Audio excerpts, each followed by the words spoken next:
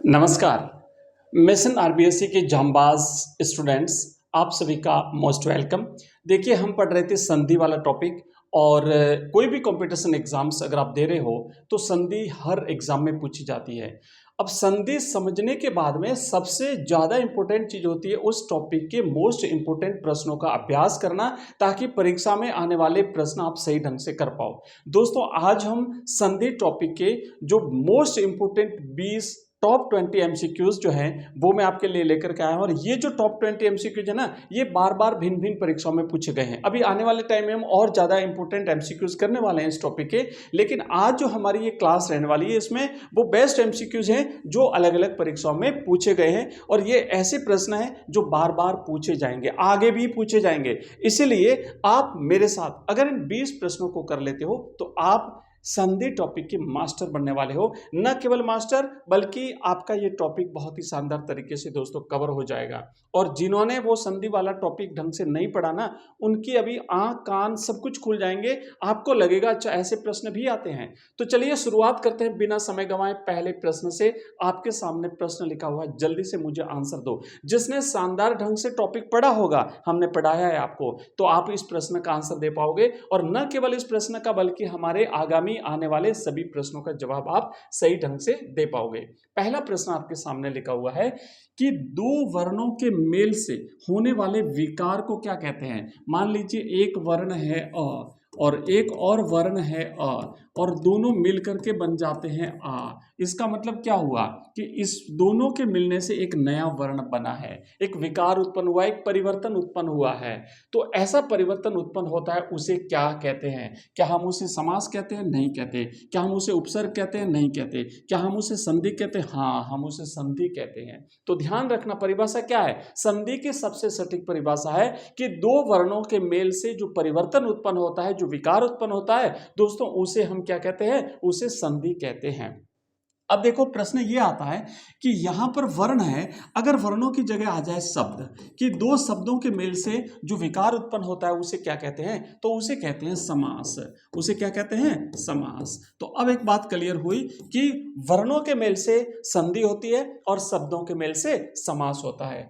हुआ क्लियर? बहुत बढ़िया। चलिए देखो, आगे बढ़ते हैं। शानदार तरीके से आपका आंसर लिखा हुआ है। दोस्तों, कॉपी और पेन लेकर के बैठना है और जो जो चीज़ इंपॉर्टेंट लगती है उसे नोट करते रहना है, क्योंकि अब आपको कंपटीशन फाइट करना है। स्कूल एजुकेशन आपका कंप्लीट हो चुका है और कंपटीशन फाइट करना है ना बच्चों, वहाँ पे एक एक पॉइंट नंबर में मारामारी रहती है।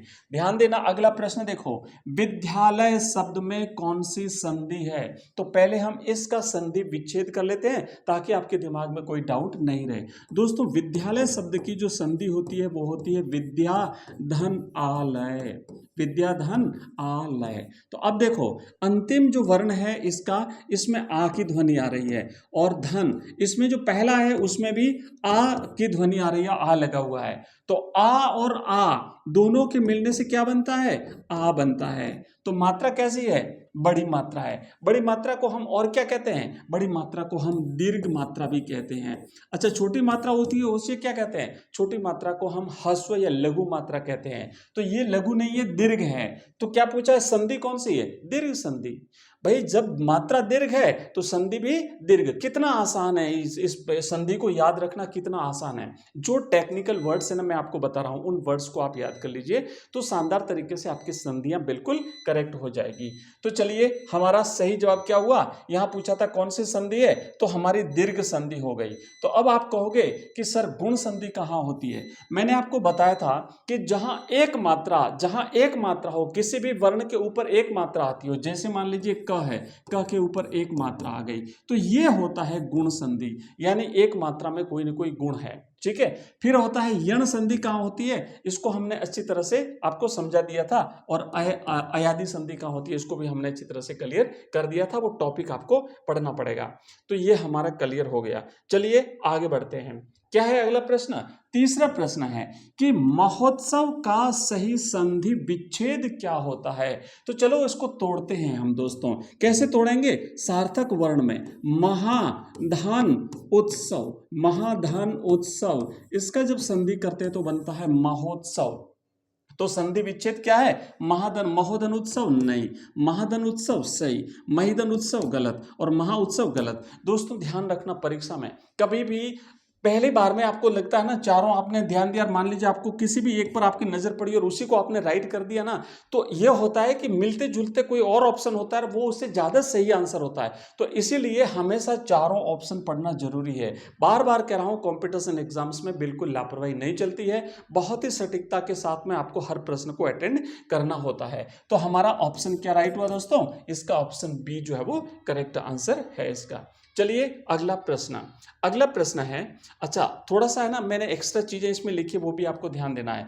हमारा क्या होता है कि हमने आ और ऊ के मेल से बनता है ओ, और ओ के ऊपर कितनी मात्रा है? एक मात्रा। ऊपर की मात्रा ध्यान रखना, जहां ऊपर किसी वर्ण के ऊपर एक मात्रा आती है तो वहां गुण संधि होती है, ये बात का ध्यान रखना। और जहां दो मात्राएं आती है वहां पर चूंकि मात्रा ज्यादा हो गई, मात्रा वृद्धि हो गई, मात्रा में बढ़ गई ना, तो इसलिए वहां पे कौन सी संधि होती है दोस्तों? वृद्धि संधि होती है। आगे देखो नेक्स्ट, अगला हमारा प्रश्न है चौथा प्रश्न है कि सदैव शब्द में कौन सी संधि है? तो इसको पहले हम इसका संधि विच्छेद करते हैं। तो इसका संधि विच्छेद करेंगे तो सदा धन सदैव, सदैव सदा धन, सदैव सदा, सदैव एव, है ना, सदा धन एव। तो बना है क्या? सदा धन एव से बना है सदैव। मात्राएं कितनी आई है? दो। तो मात्रा, एक मात्रा के बाद एक और मात्रा आ गई तो मात्रा में क्या हो गया? वृद्धि हो गई। तो जहां मात्रा में वृद्धि होती है वहां पर होती है वृद्धि संधि। नाम से स्पष्ट है, मात्रा में वृद्धि हुई तो वृद्धि संधि।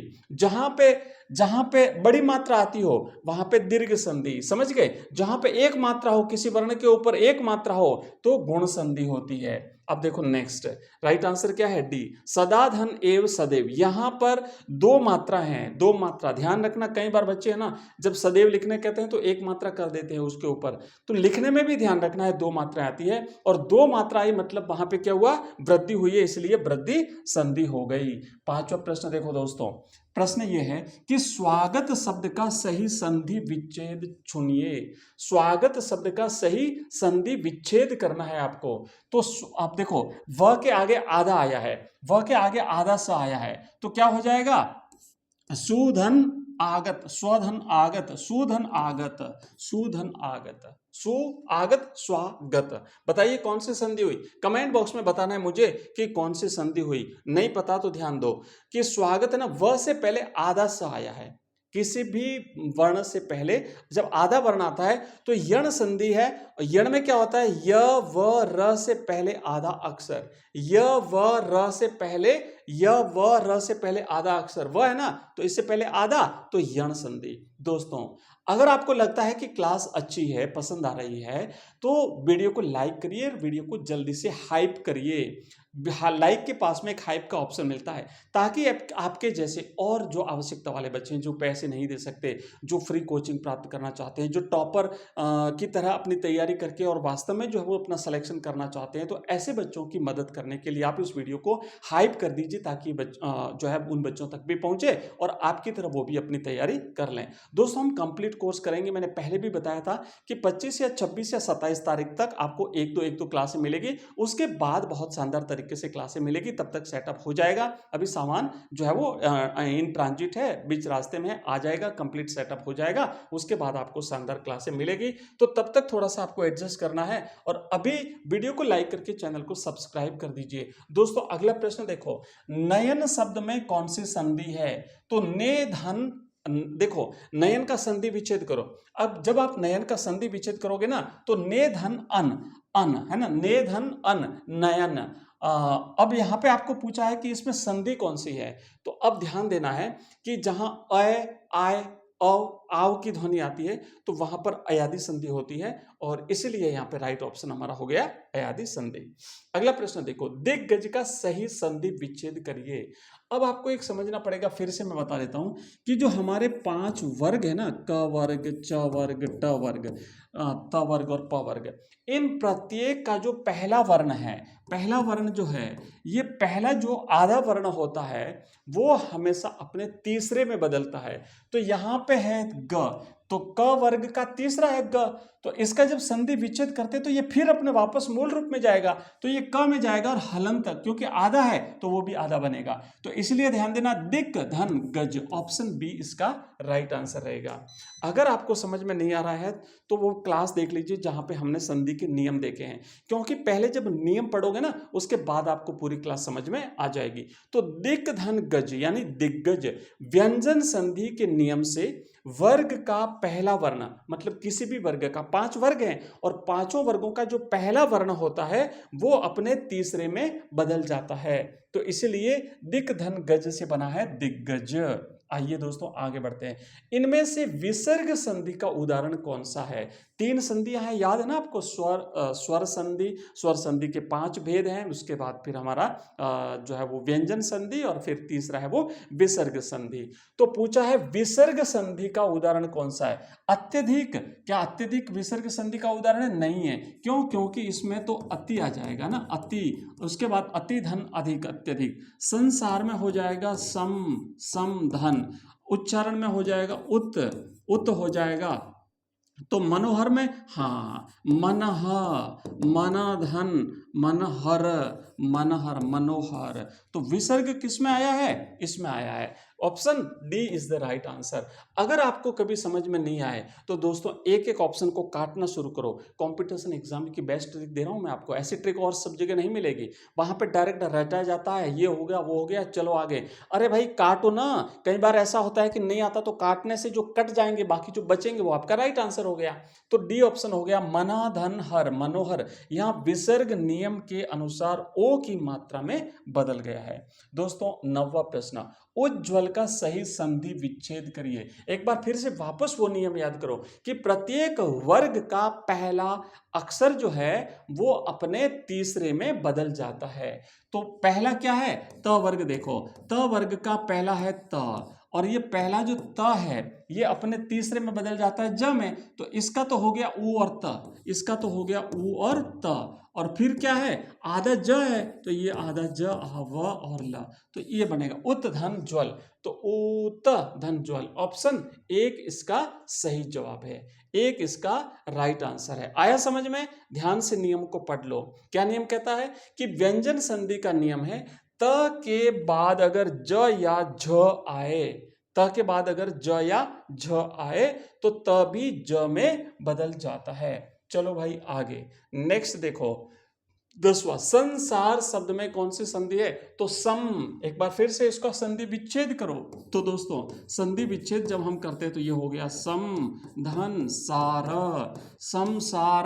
तो बताइए कौन सा है? स्वर है क्या? नहीं है। विसर्ग है क्या? नहीं है। व्यंजन है क्या? है। गुण है क्या? नहीं है। तो व्यंजन है। आए समझ में? म के बाद व्यंजन आने पर वह अनुस्वार बिंदी में बदल जाता है। चलिए दोस्तों आगे बढ़ते हैं। महर्षि शब्द में कौन सी संधि है?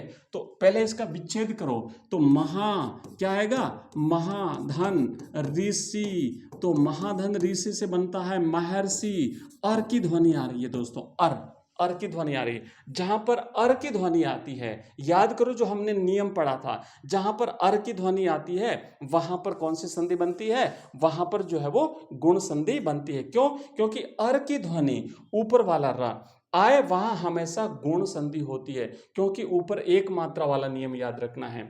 चलिए दोस्तों आगे देखो 12वां प्रश्न, पावक, पावक शब्द का सही संधि विच्छेद करो। मोस्ट इंपोर्टेंट प्रश्न है दोस्तों, ये ऐसे प्रश्न है जो बार बार परीक्षाओं में पूछे गए हैं।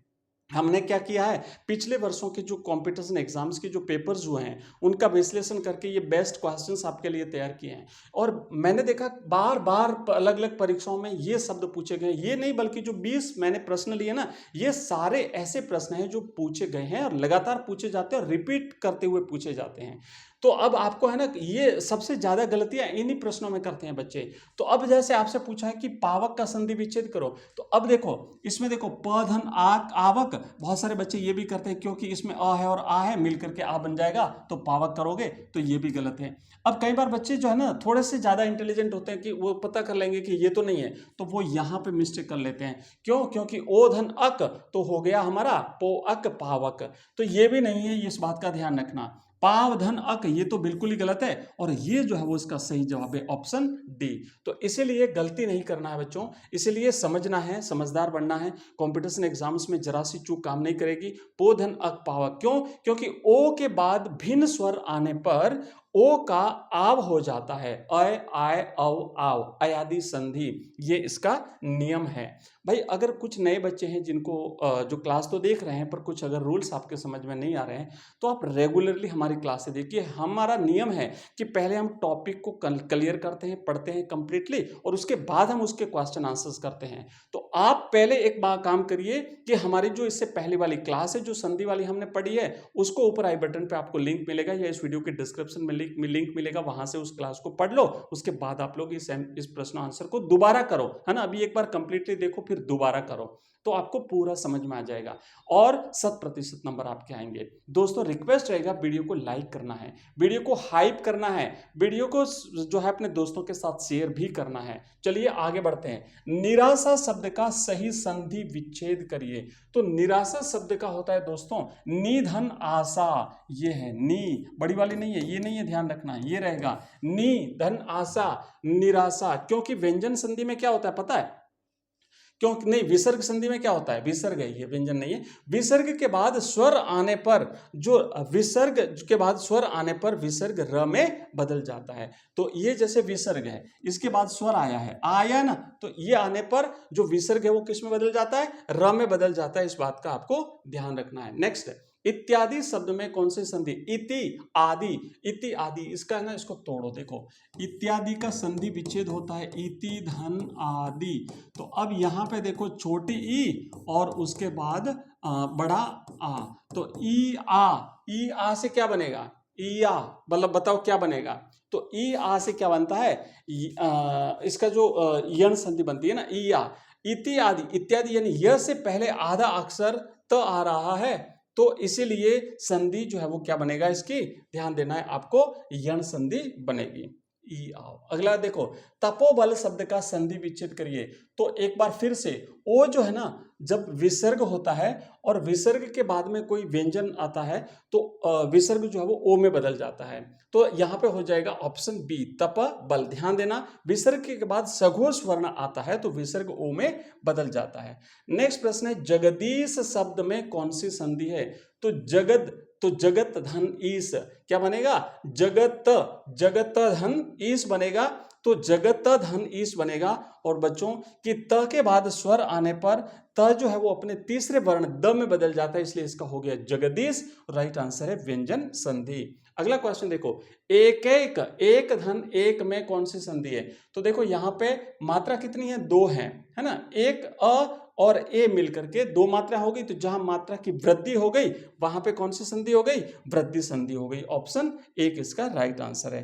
ट्रिक आपकी हमारी याद रखो, ट्रिक से सारे प्रश्न राइट होते हैं। निश्चय का सही संधि विच्छेद करो, बहुत ही इंपॉर्टेंट प्रश्न है। निश्चय, देखो क्या होता है पता है आपको कि विसर्ग के बाद अगर च या छ आए, विसर्ग के बाद में अगर च या छ आ जाता है, तो जो विसर्ग होता है वो इस वाले स में बदल जाता है, इस वाले स में बदल जाता है, ध्यान देना। तो ये आपका इसका सही आंसर रहेगा।